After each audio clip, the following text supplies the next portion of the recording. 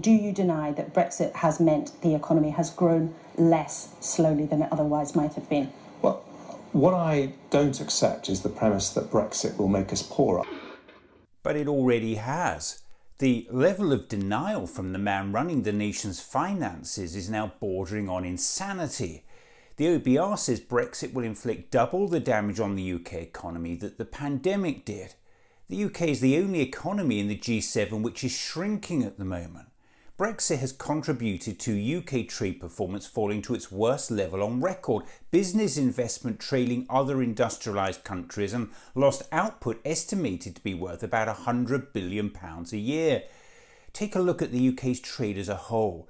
The Office for Budget Responsibility has concluded there's been a 15% reduction in trade intensity as a result of Brexit. It also released this data. The red line shows UK exports. Unlike other advanced economies, the UK's exports haven't bounced back after COVID. The OBR links this to Brexit. And then there's business investment. It peaked in 2016, the year of the Brexit referendum. It's never returned to that level. Then there's the value of the pound. The strength of the dollar has lowered the value of currencies around the world, but the pound has fallen considerably against the dollar since the Brexit referendum in 2016. A weaker pound makes imported goods more expensive, which in turn has contributed to inflation. All of this has led the OBR to forecast Brexit will reduce UK GDP by 4% over 15 years, a level of decline worth about £100 billion a year in lost output.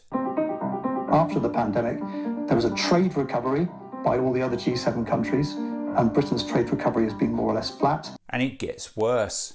We see the UK pretty close to the bottom of the league table in terms of the forecast for economic growth, particularly in 2023. So the UK essentially sees no growth at all, and the only country that was worse than the UK was sanctioned Russia. Of course the pandemic is a factor, and so is the war in Ukraine. But for the Chancellor to just ignore the overwhelming evidence that Brexit is also damaging the UK economy, for the man running the nation's finances to just stick his head in the sand and pretend it's not happening is utter madness. The UK economy as a whole has been permanently damaged by Brexit. It's reduced the economy's potential output significantly, eroded business investment. I mean, look, if we hadn't had Brexit, we probably wouldn't be talking about an austerity budget this week.